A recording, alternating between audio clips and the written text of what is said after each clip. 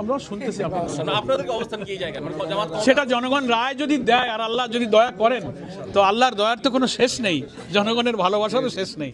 নারীরাও তাদের ভোটের কাজে, ভোটার সমাবেশে, গণসংযোগে গিয়ে তারাও নির্যাতিত, নিপীড়িত হচ্ছে, হামলার শিকার হচ্ছে, আহত হচ্ছে।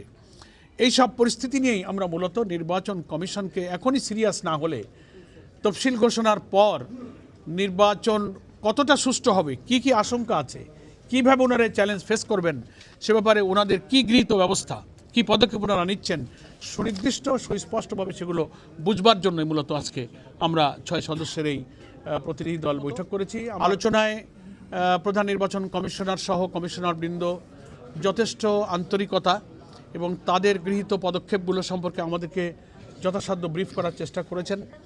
সন্তোষজনকভাবেই আমরা আলোচনার শেষের দিকে পৌঁছেছি। কিছু কিছু বিষয় আমরা আরও কোয়ারি করেছি, নতুন কিছু পরামর্শ আমরা দিয়েছি, ওনারা অনেক পরামর্শ চেয়েছেন।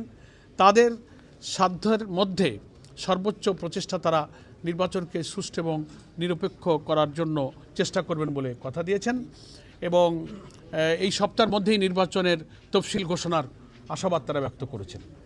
According to their commitment before Ramadan এই জাতীয় নির্বাচন হবে, সেই মর্মে তারিখ তারা সুনির্দিষ্ট করে ঘোষণা করবেন।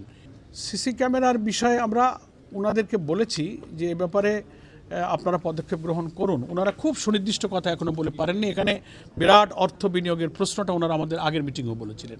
আমরা বলেছি আপনারা সরকারকে বলেন, অনেক দাতারা এই ব্যাপারে সাহায্য করতে চায়, আপনারা বলেন। উই আর হোপফুল, আমরা সবসময় অপটিমিস্টিক থাকতে চাই, আমরা আশাবাদী থাকতে চাই। জাতির আশা আকাঙ্ক্ষা 24শে জুলাইয়ের গণ অভ্যুত্থানের আকাঙ্ক্ষাই হলো এবারের নির্বাচন নিরপেক্ষ হবে। 14, 18, 24-এ জাতির যে আশা পূরণ হয়নি, আগামী নির্বাচনে সেই আশা পূরণের জন্যই তো আমাদের সহস্রাধিক ছেলেরা জীবন দিয়েছে। 30-40 হাজার ছেলেরা, আমাদের সন্তানেরা, তারা আহত ক্ষতবিক্ষত হয়েছে। এর মূল্য হবে না যদি এই নির্বাচনটা আমরা নিরপেক্ষ করতে না পারি। আমি মনে করি নির্বাচন কমিশন জাতির অংশ, তারা নিশ্চয়ই তাদের শপথের উপরে থেকে এই নির্বাচনকে সুষ্ঠু করার জন্য এগিয়ে যাবেন। আমরা ওনাদেরকে আশ্বাস দিয়েছি বাংলাদেশ জামাত ইসলামীর সম্মানিত আমির ডক্টর শফিকুর রহমানের পক্ষ থেকে we are always ready to give all kinds of cooperation two election commission. আমরাও শুনি, আমরাও শুনতেছি আপনাদের অবস্থান কি জায়গা সেটা জনগণ রায় যদি দেয় আর আল্লাহ যদি দয়া করেন তো আল্লাহর দয়ার তো কোনো শেষ নেই, জনগণের ভালোবাসারও শেষ নেই।